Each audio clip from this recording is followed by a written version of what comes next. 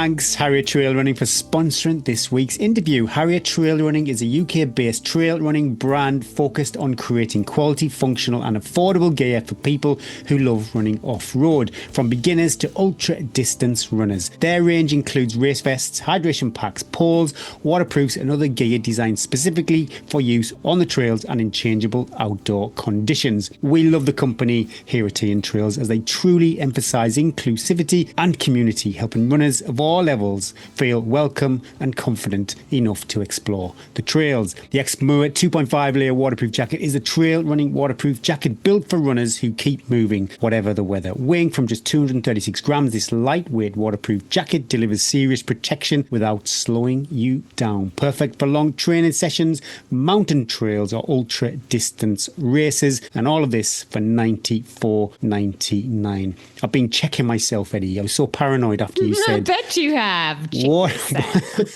Waterproof jackets shouldn't be worn in public spaces or when you're not actually doing exercise. So I do, yeah, I'm guilty. I do wear my Exmoor 2.5 layer jacket as I'm mooching around Asda. I've got so many different coats of various levels of age and warmth and waterproofness, but there is a rule, and there's very few rules in the Sutton household. Do your fizz, that's number one.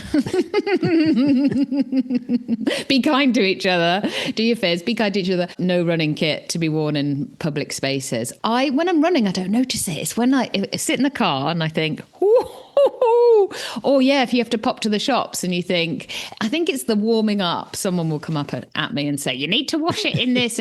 Oh, look, I've got 3 kids. That wash gets chucked in. It goes on the same wash cycle as gone.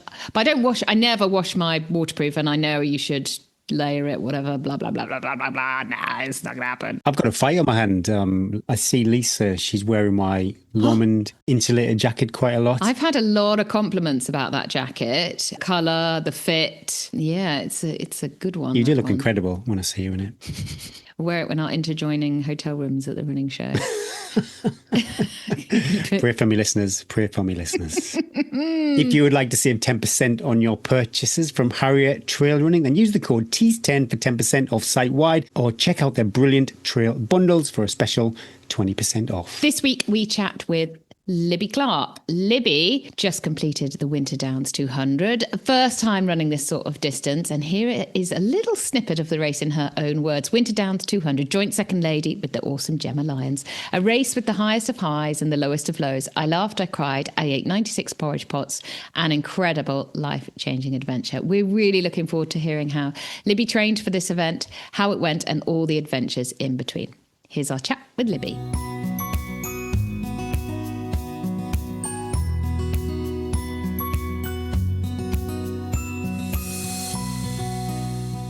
Ben wants me to say straight up that I'm in his office.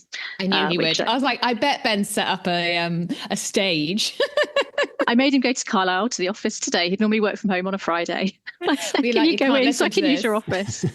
I'm loving that picture over your left shoulder. What's that? Oh, so this is, you're going to get a little, try not to disconnect, a little map to her now. This one is the High Atlas Mountains in Morocco. And then above it is Elbrus, which is a peak just on the border with Russia and Georgia. So it's our map wall of places we've been able to climb and hike and trek over the years. It looks like you've got snow, Eddie, from behind you. Yeah, snowing really, really heavily. Yeah, it is what it is. Bryn's here. He'll hopefully do the school run if it's...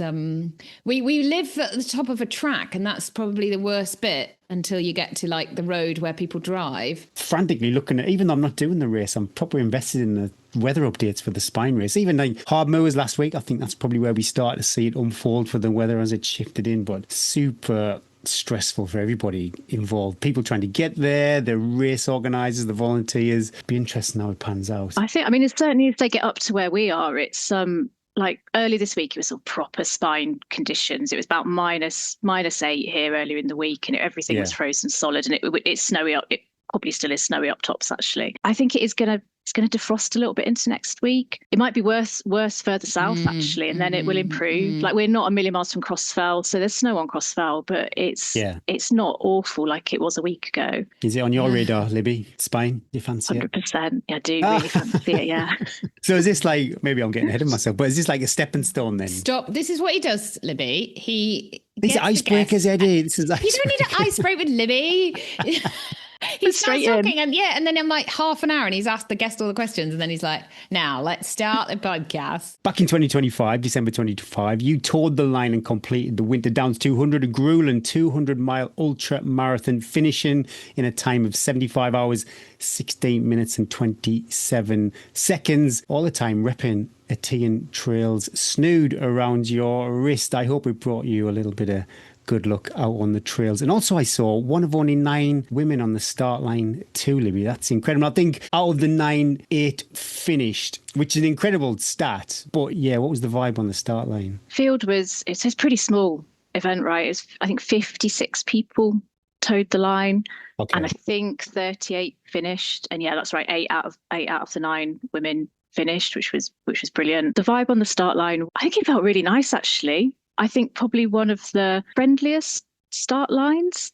I felt like, I mean, this is just from my perspective. Like when I was inside Juniper Hall having the race briefing and you're chatting with people, it felt like my own tension levels and anxiety levels were pretty high at that point. And then there was something about you just step outside. It was a beautiful December morning. We were so lucky with the weather. Stepped outside, stood on that start line. Gemma, who will obviously feature kind of heavily in the story a bit later on, got all of the 9 women together and got James to take a photo of all of us on the start line. And that just felt lovely, you know, being around your people, being around these other incredible women who were towing the start line to do this big thing. Everyone's scared, everyone's nervous. But actually at that point, I felt pretty calm, pretty ready to go. When you find your tribe, when I try and find that little magic recipe, whatever it is, what I'm getting from trail running, I think the thing I take away most is amongst your tribe. Talking about tribes though, one thing I did find out, I think it was from your X profile over on, his X used to be Twitter. No one is safe with Gary's research. So yeah, oh my God, I've been on Twitter for, it's such a cesspit now, but that used to be my social media on Twitter and then it became X and I just thought, no, time to step away. But yeah, I'm curious, what is the Cloth Workers Consort? So I don't know, can I still say I'm a singer? I don't get to do as much singing as I used to. My academic background is as a musician and as a singer. We lived in Leeds for years and years. We don't anymore. We relocated about 4 years ago, but I sang with this incredible group and I'm still friends with people in that group called the Cloth Workers Consort of Leeds, which was a small group of about 22 singers doing a cappella classical music. And that was a massive part of my life for a long time. And I get to sing. It's such a treat, but there isn't a huge amount of time for it at the moment. And I'm just not still working Leeds, but I'm not kind of there to be able to sing all the time. Would they tour still? Yeah, I don't know how much they do, but like, you know, COVID made a big difference to lots and lots of musical groups. Yeah, when I used to sing with them, we would do an overseas tour most summers and we would tour around various cities in the UK. Yeah, I got to go. I've had the opportunity to sing and perform and travel to some absolutely incredible places with music. So yeah, it was a huge part of my life. I do miss it. It's really lovely when I still get the opportunity to do it, but it's there isn't time for everything, is there? What's your favourite like song of choice to sing? I'm going to go super geeky now, but I've got an early music voice, so anything like Purcell, Bach, Handel. Oh, actually, I know. Since it's not a solo piece, but if I could pick one choral piece to do, it would be Handel's Messiah, which is traditionally sung in the run-up to Christmas. Yeah. I do usually get to go back and join that choir, join Cloth Workers Consort and sing with them in a professional orchestra just before Christmas each year and do Handel's Messiah. I couldn't do it this year because of the Why not? Oh, I know. Come on. We should both have, Libby. What's been your favourite venue you've ever played in? Got to sing in Wigmore Hall in London. Well, it's sort of a medium-sized concert venue, but it's a professional concert venue, and that was recorded by Radio 3. So I remember the nerves and the anxiety being super high, but that was incredible. Did you sing during the race? Were you like, I'd quite often do that to stay awake, a little bit of... I did a bit of singing after leaving YHA Truly Hill. You get to bomb down a nice bit of road, right? And I think you'd said to me, like, put your music on and just get some miles under your belt. So I put some tunes on and was singing along. And then Gemma and I listened also to Christmas music on night 3 as well. We had Mariah Carey blasting out over the North Downs Way. as we left Farnham, she was like, should we have a few more tunes? And I was like, I think it's time for Christmas music. I think it's time for Mariah. Let's bring Mariah in. What a moment. What a moment to be alive. I was unbelievably happy. I wonder when they start playing Mariah on the radio. Got to be like mid-November, surely, for the Christmas run-up. Based in Cumbria now, but you're from Leeds. What took you to the mountains? The short version of a very long story is we kept extending our right move search circumference until this house popped, and then we moved to it. But yeah, we lived in Leeds for a long time, had our kids there, had a great community, had a great life. But we started to think during the pandemic about, did we want to do some work on our house? Was that affordable?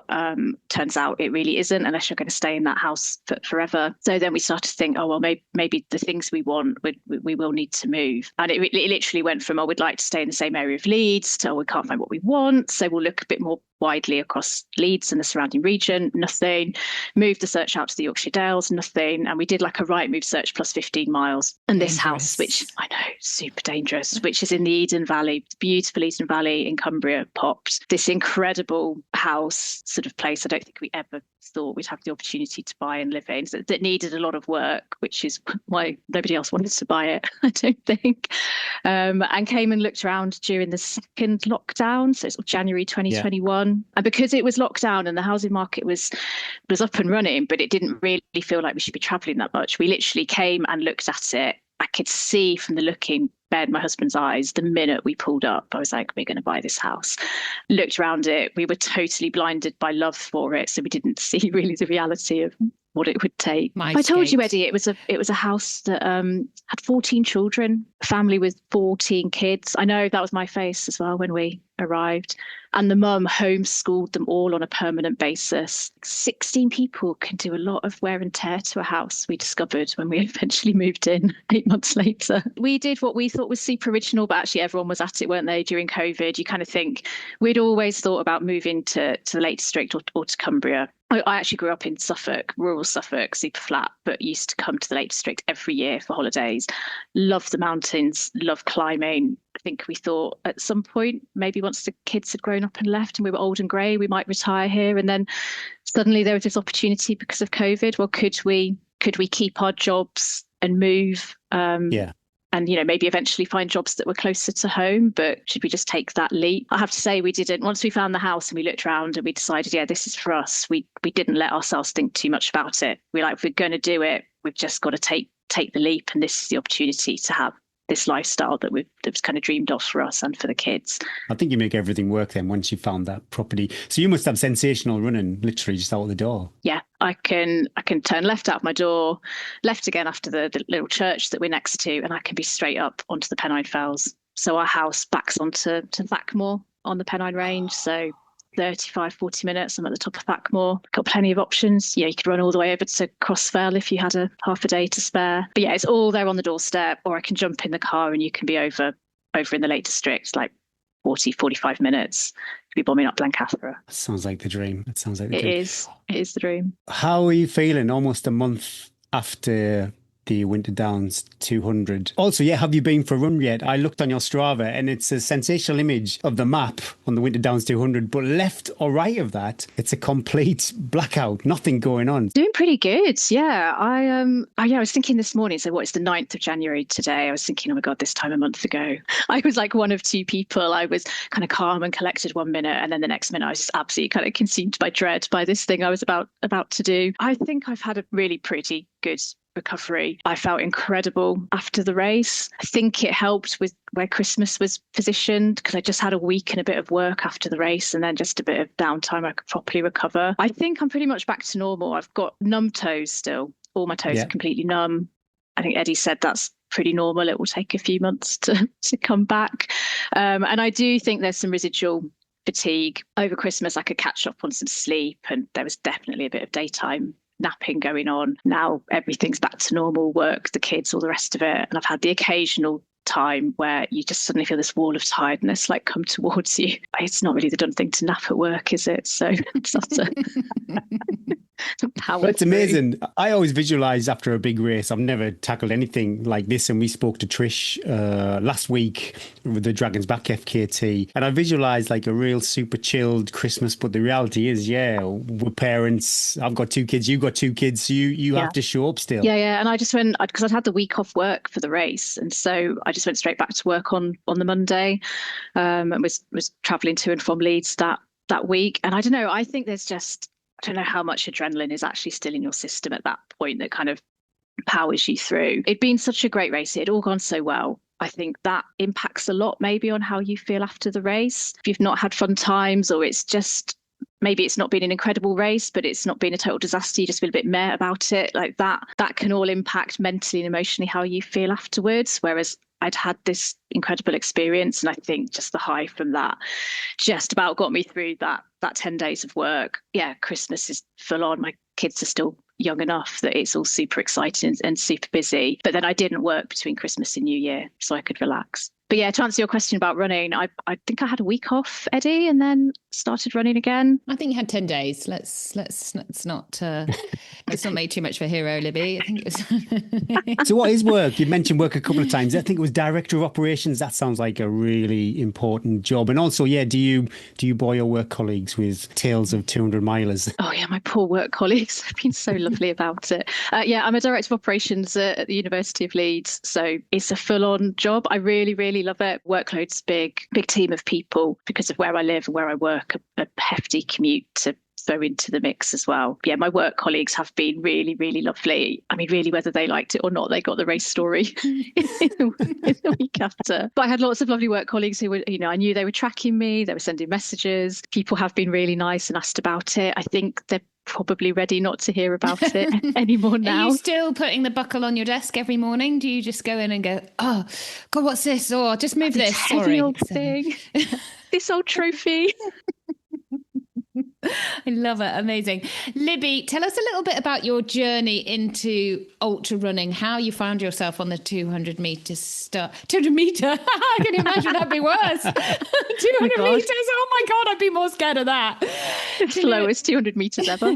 200 mile start line. Because I love your journey into this, because you've done, it's, coming from a little bit of a climbing, but methodically you've sort of you've not rushed this process. You haven't just gone on a whim, I'm going to enter this, being a little bit of a thought gone into it as well. So have you always been a runner? You've been a runner since you're a wee little chicken? Yeah, pretty much. I've always run, but I think back, God, we're going back a long way now, but it's fine.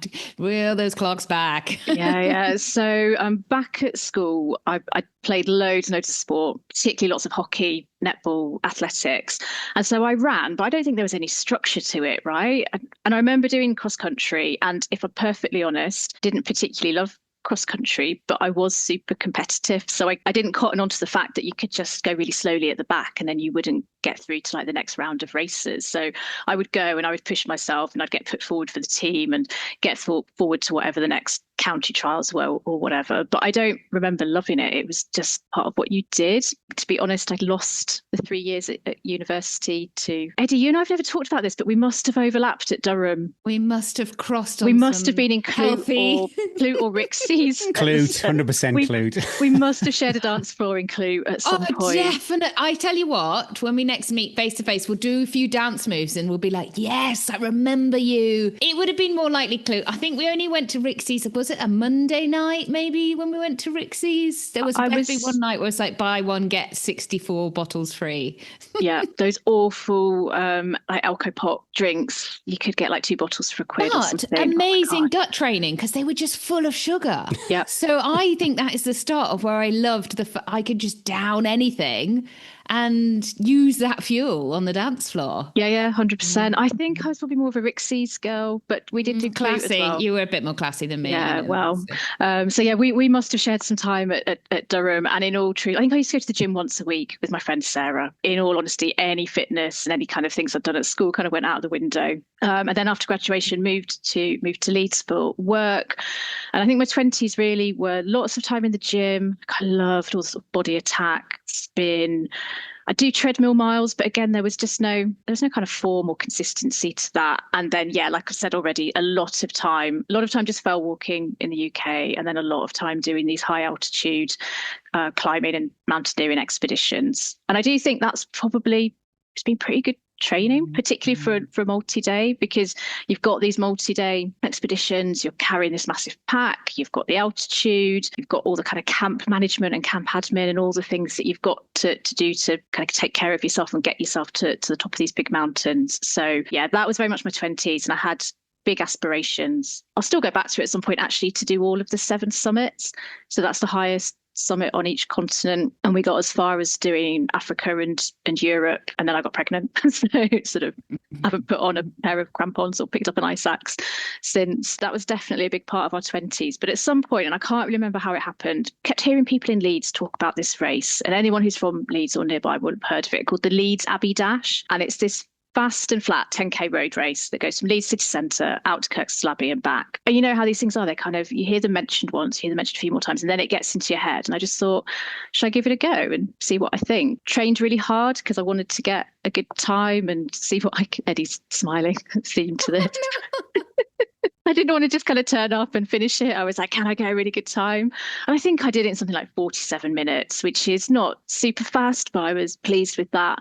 And then it's just this kind of classic tale, which I've heard lots and lots of people say on the podcast, of like one race leads to another. So you and me, and I loved just that whole race day vibe and the nerves leading up, and then you do the race and it's a great experience. You share some miles with all these other people around you. Very typical story of like, did a few more 10Ks, did a half marathon, did my first marathon in 2013. And that was right before I got pregnant with our eldest daughter, Catherine, and then had Emma a couple of years later, our youngest daughter. Was really lucky during my pregnancies and was able to kind of keep moving and keep active. And one of the things I really, really wanted to do was not lose that bit of my identity. I felt like quite a lot of people when I was pregnant and had really young kids would say things like, oh, well, all of this running business will have to stop now, won't it? And you won't have time for all these other things. I still get that now. That was 2013. It's not even that long ago. People are talking like that. I know. And I do think it came from a real different range of people. And I do think for some of those people, I can almost hear like the glee in their voice, that like they want it. I don't know what that's all about. People want to tell you, well, you've had that bit of your life and now you're a parent and now you're a mum. So obviously you won't have time for any of that. And I just remember thinking, well, I could literally run up until I've gone into labour. So I'm not going to stop now. And it's, it's such an important part of who you are and your identity. So I had this little target, which nobody else would have cared about, but it mattered to me. I thought, well, I've had all of this kind of noise coming at me about, well, you won't have time for this anymore. Wouldn't it be nice to beat my pre-children marathon PB and just use that as a kind of then as a springboard to other stuff? So in 2018, I think it was the York Marathon, I beat my pre-kids PB by 15 minutes. And I thought, yes, you did. Yes, I did.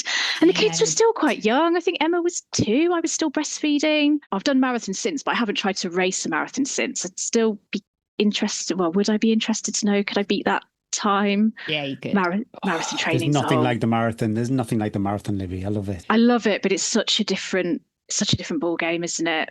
I'd have to start putting gels in my mouth and things like that, which just nope.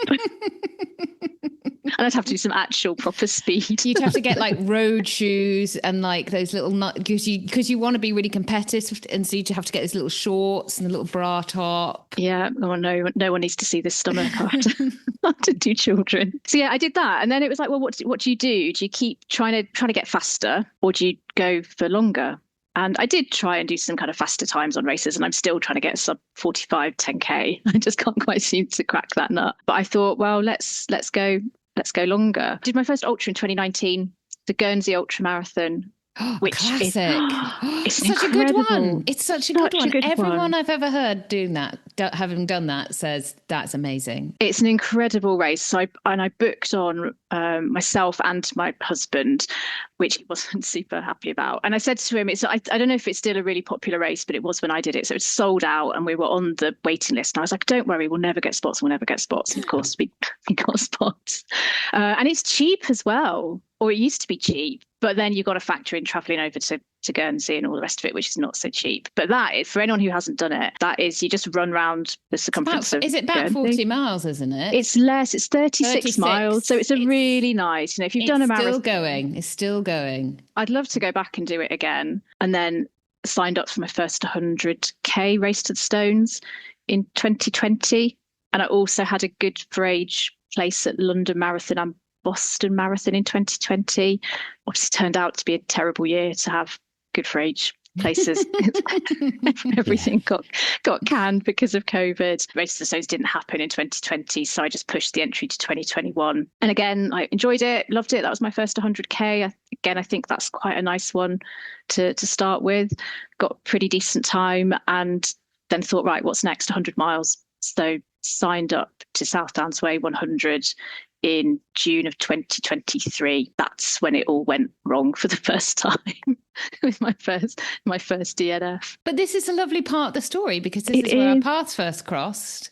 Exactly. Because, well, our paths first crossed obviously in Rixey's, but our paths first crossed because it was the year of the heat. And I don't think that if you hadn't had a bad race then, I don't think you'd be the person that you are now, because you went back and retold that story. This has gone wrong.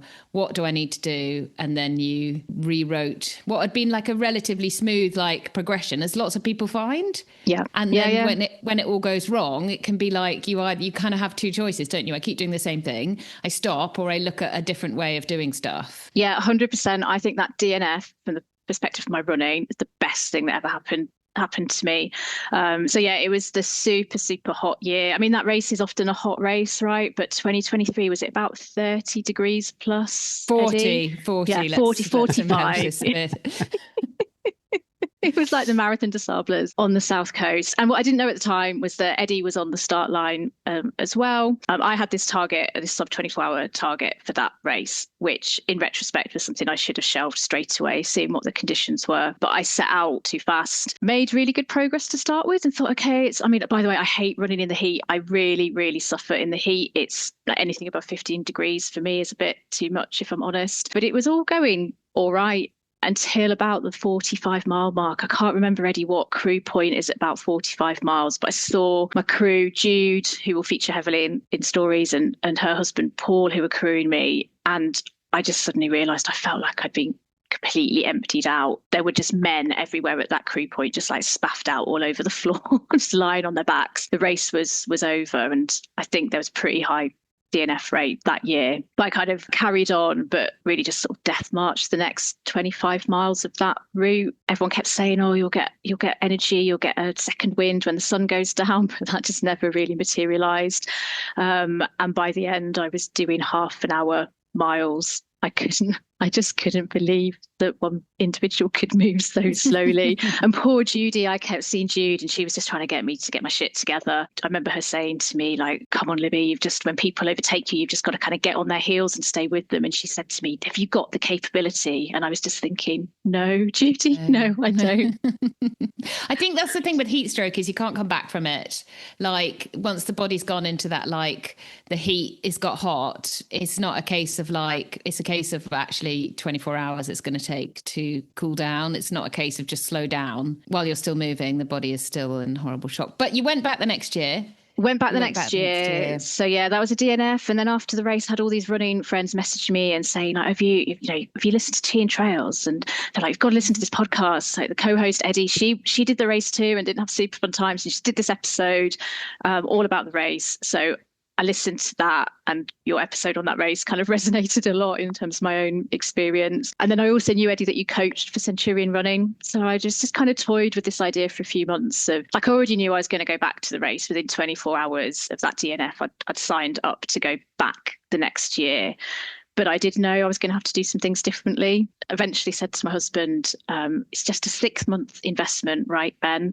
Just going to pay for coaching for 6 months to get the finish that I want at this race. And here we are. What is it, Eddie? Two and a bit years later.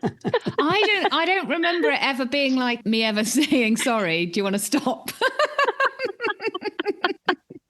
I didn't want to. And I think I probably knew right from the start that I was kind of locked in for the foreseeable. But I did say to Ben, just 6 months. I just need to get this race done. I need to, you kind of want to go back to the scene of the crime, don't you? And you want to put it right. And so that was the big focus, I think, of the first 6 months that we worked together. Was everything was about how could I go back and do the race differently. And it's just little things. Like I remember you asking me, what did I have in my bottles for the race? And I said to you something like, I don't like fizzy drinks, I don't like juice, so I just had water. And I remember it looked like you wanted to just kind of climb through the screen and just shake me and be like, what were you thinking on like a hot day, having no electrolytes or no carbs? Yeah, you didn't take any electrolyte, did you? No, what an idiot. Oh, what an idiot. So just little things like that. And then the strength and conditioning and it's just training in a totally different way, isn't it? Once you're working with a coach, and I don't have to think anymore about, am I doing the right things at the right time? I just have to find time to fit it in. And then I was still really fixated with going back and getting a sub 24. I don't know, Eddie, if you might tell me this is wrong, but I felt like you would rather my race goal had been just to finish. Like that my A race should have been just to finish rather than target the sub 24 in case I went and kind of blew up and had exactly the same experience again. Well, you're totally motivated. It's come across already in this chat, is that you are, and I know many people like you and many women like you, like super lovely, super chatty, super friendly, on a day-to-day basis, going running with you, like on an easy run, you'd be like, da, da, da, da. Then the minute that bib goes on, you'd rip your own heart out. You're so competitive, which is fantastic. You're like a different person to how you are in everyday life, and lots of people will relate to that actually once you've got the bib on, it gives you that almost extra 20% of heartbeats. You're like, I can push that a little bit harder, I can do it. But I always have to be, as a coach, there's lots of people, I have to be the voice of reason, to be like, finish, have that sort of your first thought, let that be the driver over anything else, and then the rest will take. If you take care of everything that you need to do to finish, then it will come around. Let's jump forward to the 200, because there's lots of stories to be held here. What made you, what was your sort of like reasonings? Is it just like that progression of distances that you're like, I've done that 100 now, the only way I'm going to get out of bed or get out running at 9 p.m. is by signing up for something that scares me? Yeah, I think it is really. I'm always looking for that next thing. And I do want to do things that are scary, and I want to do things that feel as if, like you don't know, do you? Right? I didn't know was the 200. Would the body hold up? Did I physically have it in me? And I think really crucially, like mentally and emotionally,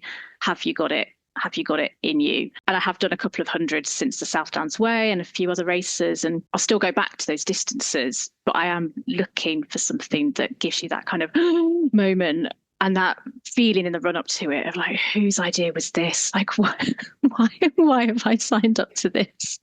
And then that is motivating. If I'm traveling to and from Leeds and coming home, sorting the kids, doing whatever you've got to do, and then you look at your plan and you need to go out and do an hour's run and it's 9 o'clock at night. I do think having something that, if you don't show up and do the training, if you're not ready, you cannot stand on that start line and legitimately think you can finish, because the race will just find you out. Yeah, I'm super, super driven by a big, scary goal. Again, I think it's probably hearing you talk about the 200. This is dangerous. I know, it is dangerous. I think I said to you, after I'd done the South Downs Way in 2024 and gone back and had my successful race, I think I said to you, I want to do the Winter 200 in that year. So what would that have been? December 2024. And you said, do the Winter Downs 100 first. It will be too much to go straight for the 200. And I did think, in my head, I was thinking, I don't think she's right, but I'll listen because she's my coach. And then as the Winter 100 came down the tunnel at me, I was like, oh my God, she was 100% right. I would have been so scared to do the 200 that year. I was still scared when I stood on the start line this time, but you've built a bit of knowledge, haven't you? There's so much jeopardy with the 200, and you mentioned a few times like unknown. And I think that's like you said, this is why we do these challenges, because we don't really know if we can do them. But did you have a time goal in mind? Yeah, so my big goal with this race was I really wanted to podium. That was my big goal, because I'd had in 2024, I'd been fourth lady at a couple of things. So at the Chiltern Wonderlands 50, which Eddie, that's a race I'd love to go back to. Actually, that was super fun. And then I'd been fourth lady at the Winter Downs 100, and I think I could have been, if I played a better game in that race, I think I could have been third lady. Yeah, my big goal was to finish around the 70-hour mark, but it was less about that than making sure I could put myself on the podium. And how are you feeling on the start line then with this kind of podium goal? Any niggles, or is it all guns blazing? I think it's all guns blazing, really. Like physically, I'd had felt like it'd been a good year of training, to be honest, Eddie, like a good block of training. I'd really, really tried to prioritize sleep in the run up to the race, which is something that just with work, family, commute, training is traditionally not been my strong point. But I was like, right, no excuses. I've got to prioritize sleep. If I stand on that start line already depleted, it's not going to help. And yeah, mentally, I'd had fear, definitely. Yeah. But I'd also chatted to Eddie about how can I mentally get myself in a good place. I wanted an adventure, and I wanted to be standing on that start line and to do the whole race really, with positivity, with a sense of humour. I just think when you've got these really big, difficult things, if you can have that positive mindset, if you can laugh at yourself and have a good sense of humour. And my crew were incredible for being able to have lots and lots of laughs, taking the piss out of each other, taking the piss out of me. And if you can have that second night, we might get to that. I did not have that positivity or that sense of humour. But broadly speaking, I was like, you're here by choice. So exactly. You want it to be a good adventure, and you also want it to be hard. Otherwise, what is the point? You're there because you want it to challenge you. Well, we talked about DNFs on last week's show, and because we sail so close to the wind, there is quite a high DNF rate in these races. Yeah, you mentioned your crew. I'm curious in the decision behind that, because I think Sarah Enright, she ran the whole thing solo. It must have given you such a lift every time that you bumped into your crew out on the trail. Yeah, 100%. I mean, kudos to Sarah who won. I don't think I realised actually till quite late on in the race that she was uncrewed. She had an incredible race. She did brilliantly. My crew were absolutely brilliant. So big shout out to Jude, Ben, my husband, Claire and Emma. I mean, Jude crewed me from start to finish. She probably didn't have that much more sleep than I did.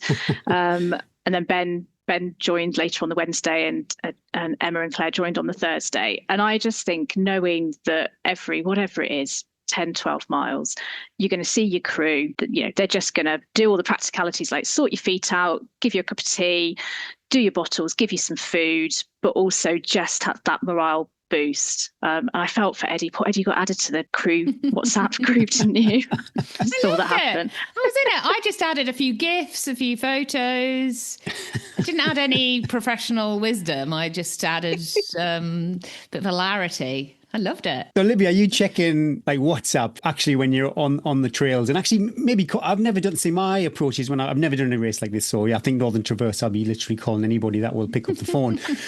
But before that, I've never talked to anybody mid-race. Are you on the phone to Eddie, loved ones? So what I did was try to be tactical about it. So I muted quite a lot of big group chats that I just thought, firstly, they're not necessarily going to be about you and your race, so you don't care about them. And then kept open kind of one-to-one chats. I don't do a lot of speaking to people. Like we did chat, didn't we, Eddie, on night, as Gemma and I were going into night 3, we had a quick chat, which was lovely. And I had a couple of chats with one other friend on a couple of occasions. I'm kind of torn with it, really, because you think I could just turn data off and I could be super disciplined and messages would come in, but you wouldn't see them. That would probably save you a bit of time and efficiency. But then what you gain from those messages coming through. So I had so many wonderful people, like friends, family, work colleagues, who were tracking my dot, who were taking the time to WhatsApp me like all hours of the day and night. And even if I just give those like a little love heart or a thumbs up, I was also replying to people as you're sort of marching up a hill or as you're sat having a cup of tea in the crew van. I think on balance, the boost you get from that is worth, I don't know, whatever you might lose, 15 minutes in the race or something over the course of 75 hours. So for me, it's important. And like those people won't necessarily know it, but each one of those people who's sent you a message, has followed your dot, has been in contact, like they get you to the finish line, right? Your crew, the people who are supporting you back at home, who are sending you messages, like each one of those people is like someone just like gently helping push you forward. And I don't think you can underestimate that, really. Like, yes and no, it's a solo endeavour, and ultimately you've got to do it and put one foot in front of the other. That team of people around you who get it and are supporting you, Like, that's incredible. Are they keeping you updated, when people are catching you up or you're closing on people? I think one of the things that I saw when I was reading, I think it might have been the Centurion race report, you actually caught Sarah up at Truly Hall, but you could have got in after her and then leapfrogged her. What was going through your mind then? Yeah, I've thought a lot about this because I think from about lunchtime on day one that I was second lady. I was trying to be really disciplined. I was like, don't look at the track. Don't look at the track. You've just got to run your own race. Someone said to me about lunchtime on day one, oh, you're doing well in the ladies' race. And well, I didn't have the self-control after that. I was over the tracker. And I was surprised because you don't know in those early miles where people are sort of not bunched up because it's such a small field, but you share a few miles and a bit of chat with people and then it kind of pulls apart and you're not really aware of quite how. And when I went on the tracker, I was like, oh, I'm second lady. It was a really nice surprise. And then, I did catch Sarah up. I got to Truly YHA. It was about 10 a.m. on the morning of day 2. And she was sat there in the main room as she went in. And I remember walking in and being like, oh, hi, Sarah, how are you doing? And apologies, Sarah, if I misquote you, but I think she said something like, oh, a bit better now, or not too bad. And she didn't sound super positive. Yeah. And I had this fleeting thought of, do I literally just turn around and walk back out and go and take her? But I've made that mistake right at the Winter Downs 100. I didn't know at the time, but I caught third lady up, Paula, I can't remember her surname, at Bishop's Sutton checkpoint. And one of the volunteers in the checkpoint said, maybe unhelpfully in retrospect, whoever leaves this checkpoint first will be third lady. And I literally put down my bowl of pasta, necked a boiling hot cup of tea, and I was like, right, thanks everyone, see you later, and left. About 5 minutes later, Paula caught me up and overtook me and I never saw her again. You just you've got to learn from those mistakes. In my desire to be super competitive, you make these mistakes, or you make a decision that in a shorter race you'd probably sustain, but Truly Hills at 92 miles in, you've still got 110 odd miles. And I thought, no, Libby, sit, eat, charge your kit, do the things you need to do. So she did then leave before me, but listening to the James did a podcast for every day of the race, and listening to those and then reading his race report, he does suggest if I wanted to make a move, I should have made it then. So that will maybe just live a little bit in my head. But I don't think it was no, don't let that, because if you did it again, you might have the bravery. And it wasn't a not bravery decision. It was actually the bravest thing was going, realign my goals. This is my race. And the minute I step out in front of her, if you're entering into her race, and in a 200, you cannot do that. You possibly could have thrown your race away. So you were doing totally the right thing, especially in your first 200. As you clock up these big things, you can be a little bit more, how close you can sail to the wind, or right, I'm going to suffer by not fueling enough for this, but I've got my crew 10 miles down the road and I'm going to ring them and whatever. But you totally don't live on that, because you totally made the right decision of going me first, my race, stay in my lane, my arrow, nobody else's. Amazing maturity to do that. Well, like I say, I had that lesson from the Winter Downs in my head. Don't make this snap decision like, oh, I'm competitive, I want to be first lady, and then you're first lady for 3 seconds and Sarah cruises by. And actually, she was the stronger runner. She had an incredible race. Even if I'd stayed ahead of her for a decent chunk of time, I think eventually she would have come back at me. And I did have people messaging to say, particularly as they could see that Gemma was catching me up, which I was well aware of as well. And then once Gemma and I were together, as we went into the third night, Jade, fourth lady, overtook us at one point while we were sleeping. And so then we had people pretty much right to the end messaging saying, careful of Jade, careful. We were obsessed with poor Jade. How did you feel when Gemma caught you up? Were you a bit kind of down the dumps because you are racing? So broadly speaking, the story of the race was I felt incredible for the whole of the first day, pretty much all of the first night, just a tiny bit of a slump, and then pretty good through all of the second day. And then I went into the second night, and again, a big kind of lesson learned was that I should have had a 90-minute sleep earlier than I did. So I started to have quite bad hallucinations sort of early on the second evening. First thing I saw, which I'd love to tell you I was really brave about it, but I just lost my shit. I saw two men in masks who kept chasing me through the forest. Oh my God. Oh, Libby, no. Oh, I know. God. And that was between, is it Bignor Hill and Cocking? I saw that. And actually, I think I've looked back at the map And they're there. Exactly. They're still there. They're still chasing me. So I actually do maintain, and they will never know what was real and what wasn't. I think there were people, there was a little farmyard, I think, or something like that. And I don't know what made me do it. I was chipping along, and then I just turned to scan behind me. Why? Why would you do that? Yeah, I don't. I'm a big, but never look. Never look behind you. It's not going to be, if you're going to have a murderer with an axe, just let him do his business. Like, you don't need to know it's coming. What suddenly happens in your mind, like, I'll just have a quick scan behind me. And I scanned this bit of woodland, and there were two men stood in the woodland. They had masks on. Oh, and Libby, this is terrifying. And they had head torches on. And you have that moment where you actually think your heart's going to stop, like this jolt of fear. And honestly, I think I probably dropped my fastest 2K of the race at that point, because I just sprinted off. But I kept stopping and checking, and every time I turned around, they were still there, but they'd moved positions and they were getting closer to me. I get jelly legs sometimes. If I get this like rush of adrenaline, I try and run away and my legs kind of go from underneath me. Oh yeah, it was all going on. It was this uphill as well, through this massive, great big muddy field, on the South Downs Way. And it just felt a bit like being on a motorway, to be honest, like, because it sounds ridiculous, but I wanted to be able to kind of like turn off and kind of get away from them. And actually you're just on this long, straight, exposed route that then ended up going through the woods. But I actually think that there were people just working on the farm or something, but I saw the masks and I saw them chasing me. Oh my goodness. So anyway, I got to the crew at Cocking, and I thought, I'm not going to tell them what's happened, because once you start to say it, that's eventually Libby, keep it to yourself. I like that. This is the start of the mistakes that I made on night 2. So I was like, don't tell them, it's happened, you're over it, you're through it. But I did say to them, I need a 10-minute sleep. On reflection, that's where I should have had a proper 90-minute kip. And when Jude woke me up by shining a head torch in my face and repeatedly tapping me, I thought I was dead. Anyway, like, got up, got moving, had a quick chat with a friend, actually, as I was, it's quite a steep drag out of Cocking, and I had a quick chat with a friend, and I remember him saying, oh, you sound totally with it. And I was like, yeah, it's all good, I'm fine. Put the phone down, and then somewhere over the next 3 hours, things just went completely tits up, and the hallucinations came back. I saw a guy, he was sat on a fence post watching me with his head torch, and again, you scan and you see it, and had this awful like moment. I was about to run, and I thought, I can't keep running away from it, right? Like the adrenaline of it and the energy expenditure. I thought, I've got to walk towards him.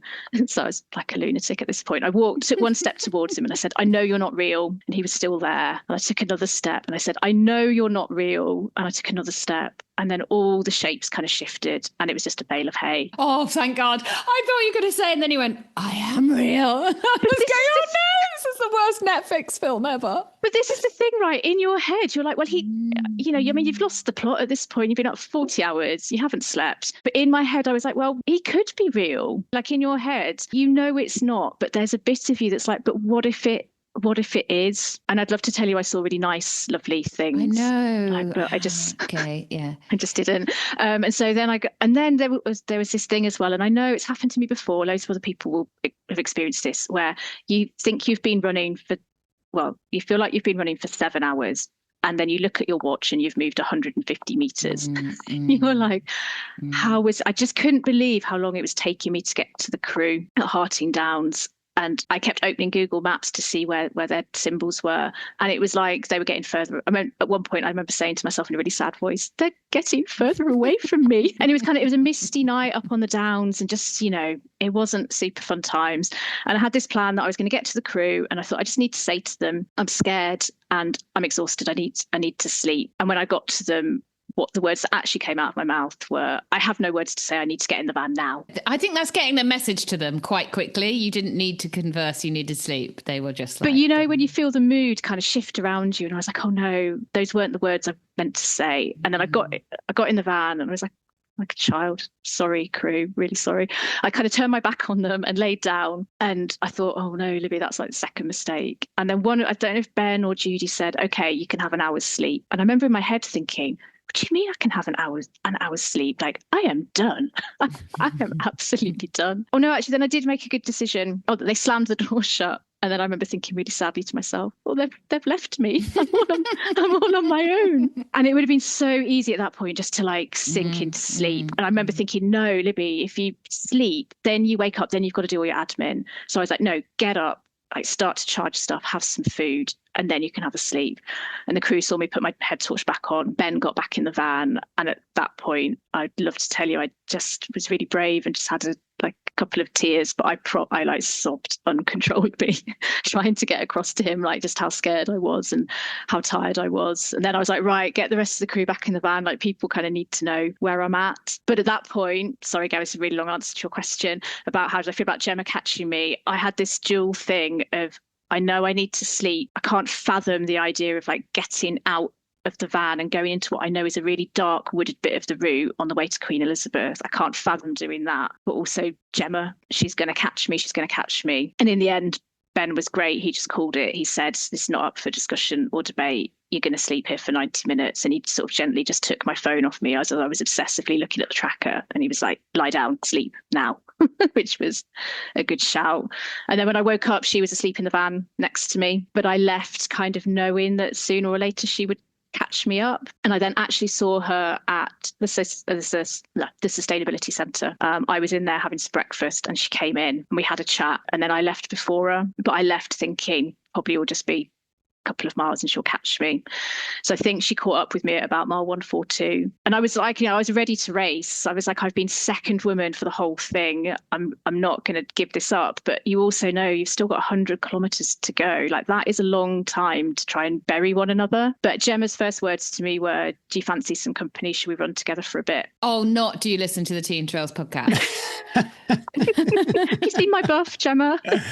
Was that a relief? It really was, because if I'm honest, if it'd been the other way round, I probably would have tried to just cruise past. Not probably, hi Gemma, Libby. how you doing? We've all got the scope of your character in the last 40 minutes.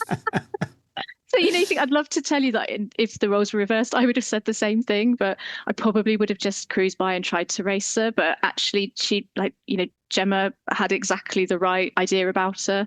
And it was relief. I thought, don't sound too desperate, Libby. But I was a bit like, yeah, Gemma, yeah, that sounds really nice. Yeah, share a few miles. Why not? All right. Well, I'm just cruising at the moment, Gemma, anyway. Just like really taking it easy. Yeah, I had a great night. Night 2. Oh my God, I love the nights.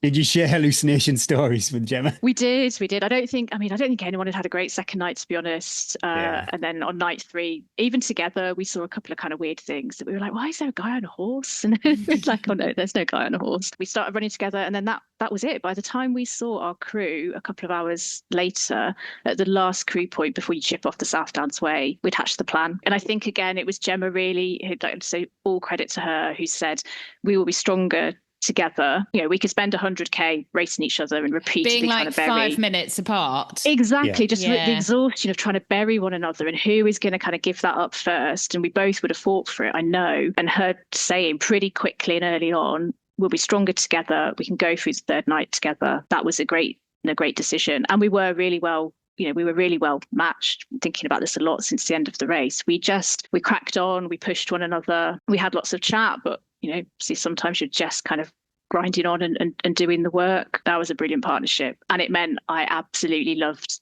the last 24 hours of that race. It was incredible. Good shout, Gemma. Brilliant. That was fantastic. We've sort of talked on the lows. I don't think we're going to get much lower than the bit in the woods. And I don't want to be frankly. What were any standout high bits that you think that you keep going back to, that you think that'll never happen again and it was amazing? The whole race, really? Because I'm a really big believer, I don't think you can have the highest highs if you haven't had the lowest lows. Because how do you know you're in the super good times if you haven't had the kind of sobbing uncontrollably? Men chasing you through the woods. And men in masks chasing you through the woods. And this moment, I did have that moment in night 2, sat in the van, where I was like, is it kind of all over? It was just unfathomable to me how I was going to get out of that van and go through another night. And it was the only time I let my brain kind of spiral forward to think. I've been really good at just like crew point to crew point, checkpoint to checkpoint. You cannot at any point think I'm running 204 miles. It's too much. At that lowest low, I did spiral ahead of like, how on earth do I do this? And then I thought of the hundreds of people who knew I was running this race and how excruciating it would be to tell them all I hadn't managed to finish it. And that was quite motivating. So yeah, overall, it was a dream experience. But I think if I had to kind of pick out particular highs, going into night 3 with Gemma, listening to Christmas music, Mariah Carey blaring out over the North Downs Way. Were you worried at all, the fact that you'd paired up that was going to be like judged externally and people would be like, oh, you've got to race to the finish, do all these miles together? What were your did you discuss that with Gemma? We were both worried. I was definitely worried. Well, I think we talked about it on the phone, Eddie. I was like, what if we get to the finish line and James is there like shaking his head? Judgy. You need to go round the chip mark because actually you guys need to do it again by yourself. I'd been second lady throughout. She'd been third lady throughout. We'd come together and we're going to go for this joint second place. And I think we both had the fear of like, well, what if you cross the line and James says, well, actually, one of you has to be second, one of you has to be third. We didn't want that. Like, we achieved what we achieved because we worked together. I don't know, it's kind of a great lesson for life, really. Like, you're stronger together than you are by yourself. So, yeah, I think we were worried about that. And then James's opening words to us were, you round out our podium and you're our joint second ladies. And that was like the icing on the cake. I think I said to you, James will be so happy to see some old middle-aged women. Joking, crushing it. No, I think I was like, James will be so happy to see women out there doing the hard stuff, but the synergy, is that it? Like, it wasn't a pre-formed relationship, but what a relationship, and that's what trail running is all about, and that's exactly what Centurion is all about as well. It's like pushing ourselves on the boundaries, but also as a community, and it made the experience like a million trillion times better. And a friend for life, no doubt. Yeah, 100%. But yeah, I think we were worried about, firstly, would James as a race director be okay with it? And he 100% was. He was brilliant. But yeah, would other people think that was okay? But actually, I think exactly what you said. To it. Never even entered in my head. Never even entered in my head that it could be a problem. That's amazing. Any standout bits of kit, Libby? Anything you used that you were like, yes, that was incredible. I'm so pleased to have that. Or any bits that you're like, if only I'd had that. Why? Can I just do a highest high, actually? Do it. The whole race. Yeah. So, I mean, I don't think I could not talk about the sunrise on the final day on Saturday morning. We left Putnam checkpoint. Oh, it was like the absolute crack ass, about like 4 a.m. in the morning. And you've still got like 20 miles to go when you leave. It's possibly the longest slog of the bit of the race, isn't it? It really is. It's like 1,000 miles from that point. Definitely triple figures. Yeah, definitely. But as the sun came up, we were treated to like the most incredible sunrise and most incredible cloud inversion. So if anybody's seen any of the Centurion footage on their YouTube channel, the footage from that day is just incredible. And I think once we realised as we were getting close to Denbies, which is about 5 miles from the finish, I think it was Gemma who said to me, like, look, Jade would have to be dropping consistent 8-minute miles at this point to catch us, and that's probably not going to happen. We were like, well, we've raced all through this final night and we can just kind of relax and enjoy it. So we saw our crews at Denbies. We just took a moment to look at this incredible view, have a cup of tea. I had my 96 porridge pot of the race because I did feel like an absolute champion throughout. And then knowing in that last 5 miles that we'd kind of done it and get into the Box Hill steps, Steve from the media team met us as we were going up those, and he said, I'm going to film you through to the end. And I was like, this is not just like a dream come true. This is like your 5-star gold-plated dream, right? With Steve, finishing a race with lovely Steve. Lovely Steve. It was so great seeing him out, and like all the footage he did is such a lovely, a memory that I'll have to go back to. So, this incredible morning, incredible weather with Gemma. We now know we're going to come in. We're going to be joint second lady. Steve is filming us. You get to that tower, the other side of Box Hill, where you can look down on Juniper Hall and the finish line. In training, I'd visualised that, standing at the top of that tower. I'd visualised crossing the finish line. I'd visualised doing all of those things in a podium spot. And I was like, it's actually happening. It's actually happening. And I thought I would kind of do some ugly crying at that point. But you had the camera on you. You were like, come on, raise your game, Libby. I know. I was like, no tears. No tears. Nobody wants to see a sobbing woman at this point. But I was just unbelievably happy. I just could not believe that this thing I'd worked so hard for, the thing that I'd really wanted, like it was all there in this most perfect. I don't think it can be beaten. Actually, I'm not sure it gets any better than that. That sunrise on the final morning, that final chunk into the finish line, incredible. You'll take that forever. I will have that forever. Yeah. Oh, that moment when it's done, you're going to do it. I love that moment on a race when you do the maths, if you can actually do the maths. And it's all on your side. No, Gemma could. Yeah, that's what she brought to the relationship. The 8-minute miles. Thank goodness. What would you say biggest thing is people are listening to this, and you have the men in the woods. Friend. Asking for a friend. This was this. Oh, you should ask this then. You ask this question. Go on, Gary. Well, yeah, for people stepping up, done a few 100-milers, but yeah, people going from 100 miles to Done a few 200 marathons, miles. done a few 100-milers. Yeah. What would you say would be the main difference, assuming, and you have got intel with this because your 100-milers, some of them at least, and your 200-miler, the courses are similar? I think it's just managing yourself over a longer period of time. James said something at the race briefing that I really kept with me and kept trying to come back to. So he talked about get ahead of the problem, stay ahead of the problem. So don't think, oh, I'm a bit chilly, but I can't be asked to take my bag off and find a layer, or I know I need to eat, but I feel a bit sick, so I won't, because you can't. I mean, I think even in a 100-miler, you can't outrun those things, but you maybe stand more chance. I just think in a race where you're going through multiple nights, if you are not fueling, if you are not managing your ability to manage your body temperature just goes out of the window, right? So if you're not kind of layering up appropriately, those things are going to catch you up, and then you can't come back from them. Where I definitely should have listened to James's advice, or the advice to kind of stay ahead of the problem, was on sleep. I don't think I stayed ahead of the sleep problem. I should have had a decent sleep earlier, and then night 2 might not have been quite the experience that it was. But yeah, I think it's in your ability to manage yourself over a longer distance. When I talk to colleagues or people who don't run, I think people think that you are literally just gunning it for 200 miles. I don't think people realise how much power walking is involved. I did a fair amount of running, super runnable ground, but if you're in like the little peloton of men who's sprinting for the off, like 98% ego, then like 90% ego, 2% cardio. And I know there'll be some men in that group who I'm never going to catch, like they're the podium men. But I also know there's loads of men. I know I'm strong in the second half of a race, and so I know that there's men who sprint off, who if I just run my own race bit by bit, I'll chip by them. So I think managing yourself, not sprinting off from the start, running your own race, doing the work before you go into it. You can't stand on the start line unprepared, can you? Yeah. Well, we can talk a bit about training, because if anybody's out there thinking, I haven't got time to do this, I haven't got time to do that. You've mentioned you live in Cumbria, you work in Leeds. That's a hefty commute, and you're training for a 200-mile race. What does that look like, Libby? That looks like a lot, particularly once the clocks go back. That is a lot of running in the dark late at night. So I travel to Leeds 3, sometimes 4 times a week, and I go there and back in a day so I can come back and be a parent to my daughters.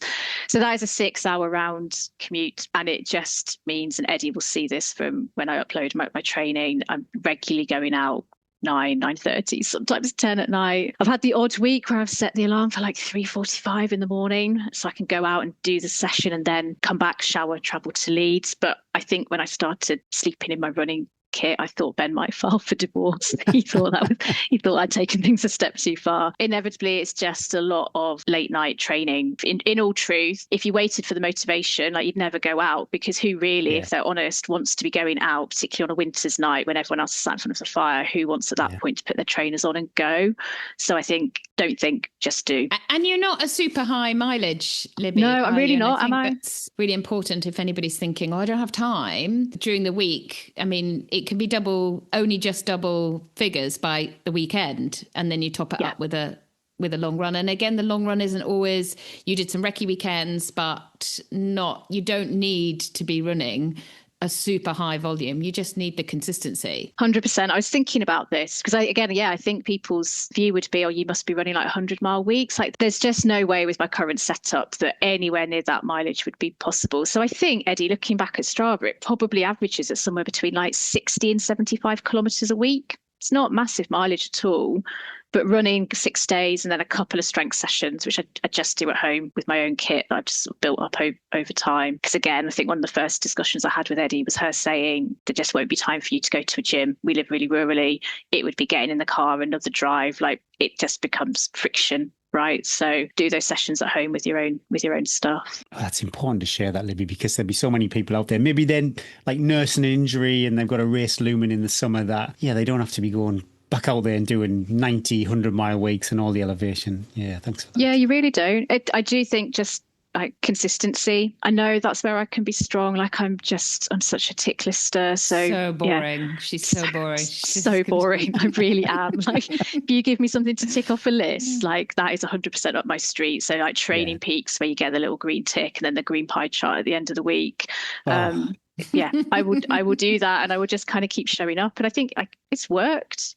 Yeah. It's worked. I'm not going to be able to increase my mileage, so if I just show up and do the sessions, yeah, it's got me where I wanted to be. Talking of sessions, what's your favourite one, Libby? What's your favourite one that you're going to share with everybody that you go, oh, I can't get enough of that one? This one's been used by lots of people, hasn't it? But like the long weekend run. Well, we're all the same, aren't we? We're all like, oh, I hate those 8 by 1 minute up a hill and then tempo 20 minutes. You can shove that. I know, that session at 9:30 at night. Yeah, I love the long weekend runs in the hills. Ideally, if I can do it with a friend, got a really good running friend, Holly, who I get to share a lot of miles with. Given that other people have used that, I wondered about the run commute, especially given it's the new year and people might be thinking like, how could I fit a few more extra miles into the week? I haven't done it recently, but I'll get back on the wagon again. But I can run from work, the university campus, chip down and join the canal in Leeds, and then run along the canal to Shipley and then jump on the train home from there. So that's about 20k with a decent sized bag, because you've got like your laptop and all your bits and pieces from work. If I can do that with a friend, then so much better. If anyone is stretched for time, run commute is the way run commute, because you've got to get home anyway. It takes a little bit of admin to organise it, but then it's done. I jump on that train and I've done a 2-hour session in the week. Like that in any other way isn't really possible with the way that my life's configured. Yeah, if you can build a little bit of a commute. You've got the jeopardy of, I've got to get to the train. I can't. Speed touch and go a couple of times. I've got to get selfies. Snacks. No selfies on that run commute. Oh, I don't know what I'd do without a run commute. I'm lucky I don't actually, I work from home now, but previous life, I would run to work. That's how I did all my running. It was great. Yeah, it just gets it done, doesn't it? Should do the quick 5. Let's do it. Favorite snack to get you through the day in order to train in the evening? So anyone who knows me well knows I don't get anywhere without my snack bag of food. I love a second breakfast. I do overnight oats with loads of fruit in and nuts and seeds. Like that would be a good snack to have. I mean, if I've just done the run commute, then I'm going to smash a bag of Doritos and Maltesers on the train. That would.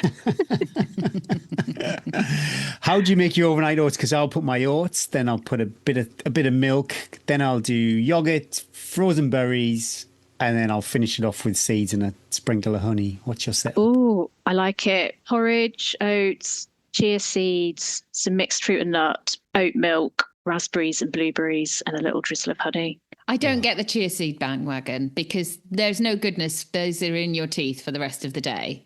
There is that. Like it outweighs the Inca goodness that we're meant to feel from chia seeds at that time going. And what's your favourite version of porridge? Was it 96 porridge pots? I think we had a mixture of just plain porridge pots and then some syrup ones as well. Just to really, the syrup, that sugar content in those syrup ones. Honestly, actually, guys, you know what? My dreading to see the dentist. My teeth still hurt when I brush them. Oh. So I mean, Gemma was really taking the piss out of me by the end. Like I just ate and ate and ate. I never got nauseous. I ate my way through this race, and like proper. I probably had like 30 flatbreads, endless porridge pots. Your crew were like, "Don't worry about us. We didn't need that porridge. You just eat it." God's sake. Would you get nauseous though? If you were to say doing 100 mile, I've been experiencing the past of being nauseous. Yeah. I think I don't know. Maybe it's also a summer race. I think I struggle more with nausea when it's hot. So yeah, I have definitely had points probably in all other longer races where you just think, oh God, I know I need to eat, but I really don't want to. And you struggle for a bit. I did have some moments on the 200, when you post the food into your mouth and then you just kind of move it round and you store it in your cheeks like a hamster. And you're like, God, I have to swallow. But mostly I just kept smashing that food. Had an incredible Mackie D's on the Friday night in Alton. Now you're talking. Big thanks to Gemma's crew for getting that. So yeah, I personally think that was a really big factor in feeling so good that I didn't have any vomiting. I didn't reach the point where I just had to stop eating for a while. I just kept, oh God, I didn't stop. Just the wild hallucinations, but the nausea was fine. Guilty Netflix or any streaming service, guilty Netflix, a pleasure. Ooh. If you got time. If I got time. I could watch endlessly a series called Parks and Recreation. Oh, it's incredible. Gary, you're a fan. I love it. It's incredible. So I could happily watch that on repeat. Fleabag would be another one I could happily watch on repeat. Have you seen? with Couldn't watch. Phoebe Waller-Bridge. We tried it, but it wasn't really kind of family friendly. So It's definitely God no, it's definitely not. Definitely not one for the kids. And we're into Traitors at the moment, which we're watching. We're watching with our girls for the first it's time. I good, think they're kind of isn't it? old enough that they're into it. My younger, older ones, no, it's way too lame. But we are enjoying. I mean, we are enjoying that. Last night's episode. We won't say anything in case people haven't caught up with it. But la la la la la la la. last night was amazing. I think we've got a little bit of catching up to do. Okay, we did two back-to-back episodes last night, and I'm like, oh my God, it's a school night, and the girls are still up. Wild. So, I know. And Gladiators is coming back soon, right? That's I great. saw the advert, Libby, yeah. if there is a program you need to enter, it is Gladiator. I mean, the only thing is for you, I'd be like, the outfits need some updating. What the hell are you making me wear this like long cycling short? And but apart from that, I think it's got your name all over that. Well, I did kind of think that, and then I realised I've never done any sort of contact sport. So I think if Fury ran at me, I would just scream and run in the other direction. No, you wouldn't. You'd be like, take you down, Fury. Have you seen my biceps? Have you seen this? And all the climbing and everything. I would love that climbing And they wall. would eat and they'd be like, ultra runner, 200 miles. What? They would love it. And you girls would be Ben would be all over that TV screen. He'd be like, get the camera back on us. Back on us. The big foam hands. It's good telly, isn't it? It's good telly. It is great telly. It is great telly. Race Across the World. I don't know if you're looking for something on iPlayer. We watched the Celebrity Race Across the World. They're both good. They do like kind of regular folk and celebrities. Really, really good TV. Signature dish. Yeah, Eddie and I are banging on your door. We are famished. What are you going to rustle up? Oh, you could have a veggie chili with rice and nachos, a ton of grated cheese and a whole load of toppings. Oh my God. And if that's not up your street, you can have a mac and cheese. There's a Rick Stein mac and cheese recipe. I don't put the bacon in it, so don't worry. But it includes an outrageous amount of double cream. It's so bad for you. But I cook it every week. And the girls are like, no more, please, no more mac and cheese. We've got a Snoop Doggy Dog mac and cheese recipe. That's incredible. That's pretty spicy. Say that again, Gary. Yes. We bought George a Snoop Dogg cookbook. He does a great mac and cheese. That's all I'll say. I'm going to check it out. 200 miles in a bikini or a wetsuit? I mean, nobody needs to see this post-baby body in a bikini. You're incredible. No, not the stomach. Something just happens to the stomach, doesn't it? You know the bread when you have to knead it before you cook it, the sourdough bread. When I look down, I'm like, oh, my little sourdough loaf. Yes, it's exactly that. And also, there's bikini line maintenance that we'd have to go into this. But I'm going to say bikini because I run really, really hot. I run in shorts and t-shirt unless it's an absolute blizzard outside. So I don't want to be sweating in that wetsuit. I embrace that bikini. I'll get you a nice Bowden one. The very Oh yes, yeah. Bougie Bowden, love it. Bougie Bowden one. Oh, it's Instagram story music time. Every week we share the podcast over on Instagram. You get to choose the music for our post and our story. Libby, what's it going to be? It's going to be a track by Green Day called "Good Riddance, Time of Your Life." Classic. Oh, yeah. You can sing it for us, Libby. Come on. No, let's not do that. It's not classical, darling. Oh, it's not Purcell. That is a great song. But it's a great song, isn't it?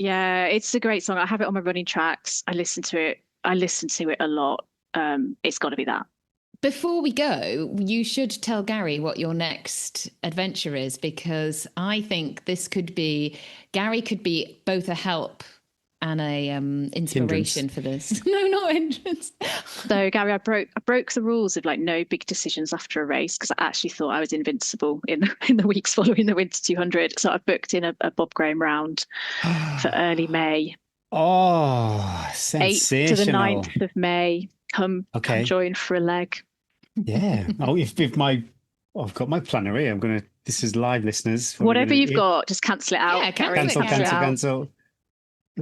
What's the date? I've got Hardmiller's White Horse on the 10th. Starting Friday the 9th of May in the evening. Friday the 8th of May. I've got a trail marathon on the Sunday. That's fine. a bit. Just do leg one. That's fine. Oh, leg one's the tough one, isn't it? Everyone goes out super fast on leg one. I normally do a leg 5 glory. I love a glory leg on leg 5. So yeah, that's the next challenge. And then Eddie, we need to chat about, do I do the winter spine in 2027 or do I do Northern Traverse in 2027 and the spine in 2028? Oh, I love that. I love I love that idea. If you're going to ask me live and say I would go Northern Traverse and then spine, you can stand on that spine with a lot because we want to nail that second night. And I didn't set then but I do think that you get better at that second night the more you do it, though it's a horrendous training profile. But I think you can go further and further into that second night without sleep. The more when you meet those sleep demons again, it's less of you're like, okay, I'm here. And it's more of I'm dealing with it and I can go a bit further than this is I think the first time your brain goes to that place, it is really hard. But also you've learned now as well, and we all respond differently in that second night. It's actually, if you'd slept at 1 o'clock and you'd gone, that's when I need my 90 minutes, it would have been a different experience. And also Northern Traverse is a great way because you can't have crew, so you have to deal with without the crew. Practice without the crew. Then you can stand on the spine going, I've done 40, 50, 60 miles by myself, I know what it feels like. And you get a Patreon discount, Libby, so it's a little bit cheaper. Oh, do I? Is Libby a patron? Poor thing. I am a Patreon. She is, yes. Yes, of course. I never did standout kit, I'm sorry. Well, give us one thing. What was one thing that you could not? Knee-high deck shell socks, I think. You didn't swell too much that they were uncomfortable, right? Oh, you're not. No, they were fine. My feet, for the first time ever, were not completely destroyed at the end of the race. What was your trainer choice? Hockler Fates. Just had 2 pairs of those. Yeah, I've heard good things for really long distances about those. They're good all-round shoe. And then the bag, the 12 litre that you recommended, Eddie, the Salomon 12 litre. Well, it's the same one I told Gary to get. I think if you can fit your, obviously if you're crewed, you can definitely manage it. But if you can fit your kit into it, you can still run with it, which is the big thing, a huge thing. I would definitely recommend that if you want to run rather than be hiking. That was great. And I could get all the mandatory kit and a couple of other bits and pieces. And team that porridge pots. Yeah, 95 porridge pots, 56 flatbreads, 20 bags of Maltesers. And a tea bag just in case anyone had any hot water. Libby, thank you so much. It was only a very small snippet of your journey, and your journey into the 200, which is just as important. Sometimes we just give the vignette of the race, and actually hearing how you progressed into it as well. For anybody listening who thinks I can't do that, you've just given a little masterclass on how to do it and how to turn up every day. I absolutely love working with you. I'm super excited about what's going to happen. We need to make our plan for the Bob Graham, but you're an inspiration to me and to lots of people, and I'm sure anybody you met on the trails would say the same, that your positivity, both your crew and you, I mean your crew, you were your crew being so positive was down to you, and you paint the picture of a sullen toddler, but you're not like that at all. You inspire me every day of how you handle everything with such grace and humor and joy, and I have nothing but excitement about what you're going to do over the next few years. So thanks for sharing with us on the podcast, and thanks for all your support with the podcast as well. Thank you so much. It's been an absolute pleasure, and thanks, Eddie. You're an amazing coach, big part of this journey, and my amazing crew, and all the people who've listened to me witter on about this race endlessly and support. Everyone's been a part of the journey. I've loved it. Thank you so much. Love it. Can't wait. Come back. Tell us all about the Bob Graham in June. I will. Yeah. 100%. Take care. Thanks so much. Bye. Bye.